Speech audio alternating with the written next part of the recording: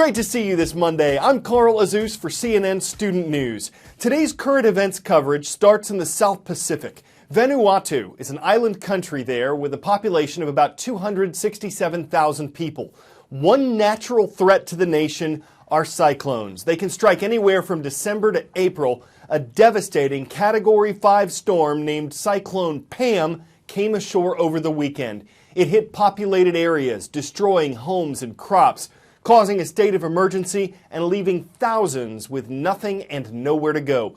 At least 90% of the homes in Vanuatu's capital were badly damaged. Help is coming in from Australia, about 1,000 miles away. New Zealand and other countries are also sending supplies. Because Vanuatu is a poor nation where many people live in thatch houses, aid workers say they're dealing with something worse than a worst-case scenario. From the South Pacific, we're moving to the Middle East now, where a significant election is taking place. Israel is going to the polls tomorrow. It's a very close race. Two of the major issues being debated include the nation's economy and defense, and the U.S. government has taken an interest. With relations strained between President Obama and Israeli Prime Minister Benjamin Netanyahu, some Democrats are working with a group that's trying to get Netanyahu voted out, while some Republicans are trying to help him stay in. Israelis aren't voting directly for their prime minister, though. Israeli politics is all about where you sit in this room. This is the Knesset, the Israeli parliament, the legislative branch of the government. And of the 120 seats here below me, the most important seat is right at the center of that U. That's the prime minister's seat.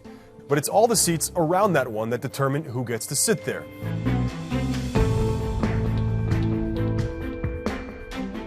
Here in Israel, voters don't pick a particular politician. Instead, they vote for a political party. But no one party will win an outright majority. In fact, the most successful party in the upcoming elections may win as few as 25 seats, less than a quarter. So what happens here is that right after the elections, all of the political parties meet with the president, and they tell the president, this is who we want for prime minister. This is who we'd like to work with in the upcoming government. That person then has a chance to put together a coalition government, to put together a majority of the seats here through political wheeling and dealing and trading political favors for support. Because of the way this works, winning the most seats doesn't guarantee that you're the next prime minister if you can't make the right deals. Now, technically, 61 seats is enough here in the Knesset, but most prime ministers want more than that. They want a coalition of 65 or 66 seats just so they have a more secure administration. Oftentimes in Israeli politics, it can come down to one or two of the smaller parties in the upcoming election to decide which way the election goes. Because they can sometimes have that influence, these smaller parties are called the kingmakers, and they determine who gets to sit in the prime minister's seat and who doesn't. Time for the shout-out. What is not a characteristic of a chameleon? If you think you know it, shout it out. Is it independent eye movement, zygodactylous feet, projectile tongues, or regenerative tails? You've got 3 seconds. Go! Chameleons are lizards that share all of these characteristics except the ability to regenerate lost or injured limbs or tails. That's your answer, and that's your shout-out. Zygodactylous means their toes are grouped together. There are more than 150 known species of chameleons. They're reptiles, they prefer to live in trees, their tongues are as long or longer than they are. But their most famous characteristic, of course, is that they're able to change color. Some of them. How and why exactly might they do that?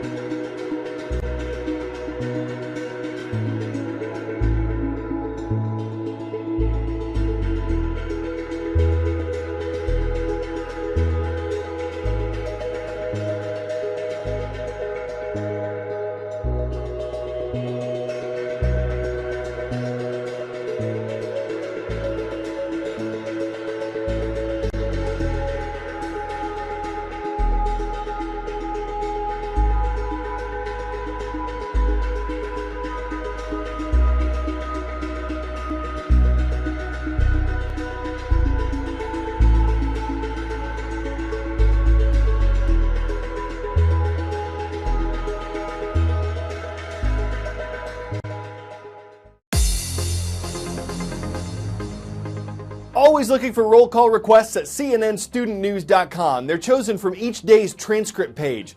Midlothian, Virginia is where we're starting today. The Bears are watching. They're at Bailey Bridge Middle School. We'll jump to the west coast town of El Centro. It's in Southern California, not far from the Mexico border.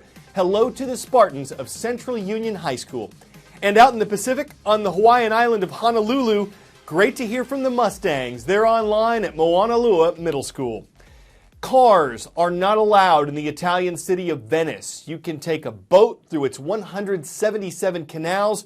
You can walk over its 409 bridges. The water is getting higher, and not just because of rising sea levels. After centuries of building on the island city, scientists say Venice is sinking as much as 2 millimeters a year and tilting east. The effects?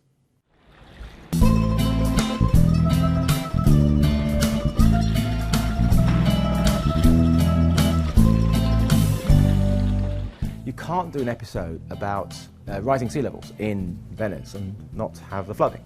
It's all to do with not just the tides and moon, it's also wind affects everything, so you needed the right conditions. And the notice we were going to get wasn't going to be much. I got a phone call from the producer saying, you need to go to Venice tomorrow. So I went out there for the first night. I got set up with the water's edge.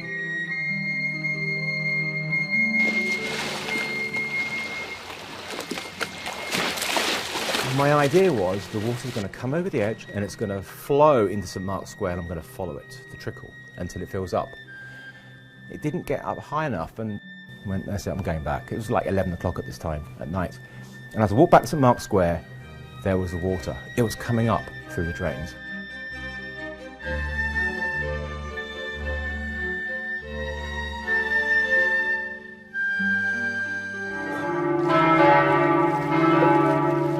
The next morning, we went and filmed it properly. Okay. So I'll drop you at ND and just put your shutter speed up slightly. Got it. Yeah. Scroll through this and just rip.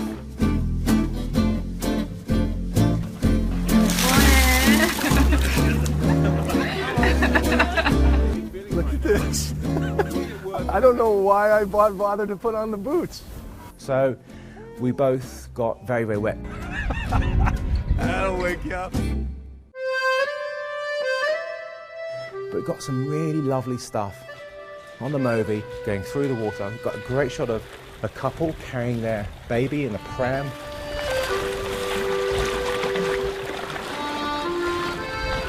It was probably the most productive single day of filming we'd had in the entire series.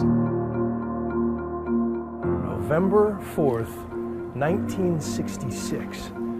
There was one particular shot which I really loved. Could a place literally drown? Bill walking past the shops. And under the weight of just too many people. And revealing, welcome to Venice. The flood at St. Mark's Square. It was just perfect. It was exactly what we needed for that episode. Got it. Georgina Harwood, a great-grandmother from South Africa, recently turned 100 years old. So she suited up, climbed on a plane, and jumped out of it. And she didn't just do it for the thrill of the free fall. Mrs. Harwood used her jump to raise money for the National Sea Rescue Institute, a group of volunteer rescuers in South Africa. It was the third time she'd been skydiving, and the sprightly centenarian is planning another adventure, shark cage diving. It'd be a sight to see from sky to sea. In both cases, she's making a plunge, she's taking a dive, she's dropping down to raise awareness where the sky's literally the limit. I'm Carl Azus with the ups and downs of current events on CNN Student News.